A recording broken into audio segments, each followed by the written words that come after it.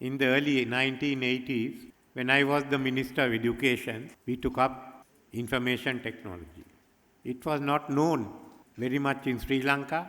We brought up the Computer and Information Technology Council to promote the work in this sector. This was the time that Professor Samaranayaka started the Computer Center in the Colombo University.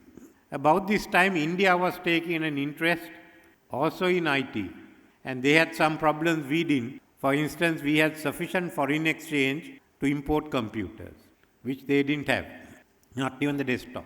China was looking at reorganizing its education sector. In 1991, I happened to travel to India. That time I was the Minister of Industry, Science and Technology. I went to Bangalore, where the industry was just starting. They had a few billion, about $2 billion worth of exports. And we said, right, how we are going to start in Sri Lanka. China was just looking at IT at that time. Unfortunately, we missed the bus. They went ahead. If we had implemented an outward-looking program, we should have not been in the economic crisis we are today. We should have at least 5 to 8 billion US in exports.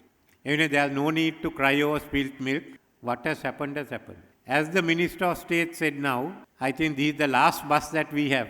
Either we've got to take it or we are going to miss it forever.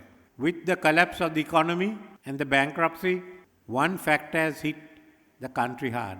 If we are to go forward, we must ensure the balance of trade is in our favor, that we have a surplus in our exports.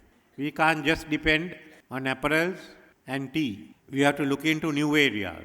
But more than that, what we are looking at the structure of a new economy. If you want it to be a modern economy, you want it to have a trade surplus for Sri Lanka, then firstly, it must be a highly competitive economy able to compete in any other part of the world and able to compete also with the imports that come in. This is what I call a highly competitive economy. You have to compete and win. If you are having a highly competitive and a modern economy, there are two other factors which I have outlined. One is the green economy. We do have renewable energy and a capacity for green economy. The world is undergoing a green transformation. There is no reason why we shouldn't. And then your digital economy or the digital transformation. We must be a unique platform for this purpose.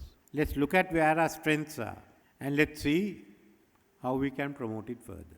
So this is the task we have now. If the country is to survive, if we are to succeed economically, then the digital transformation has to take place. Without the digital transformation, we will not be able to go forward. So what I ask for the industry is you have to do it. We can lay the groundwork, we can lay the framework, we can give incentives, that is possible, but finally you have to do the job. And I don't see why we can't do it. What your sector has to do is to go ahead and go fast. I was happy that when I spoke to some of the award winners, they wanted to go ahead and get their projects through. We have to look at how we are going to provide the funding, how the banks are going to provide funding.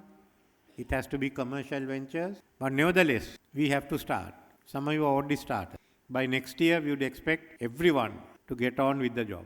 It's a partnership between Sri Lanka and you all, between the government and you all. So I thought I would make use of this occasion to remind you of what the future is.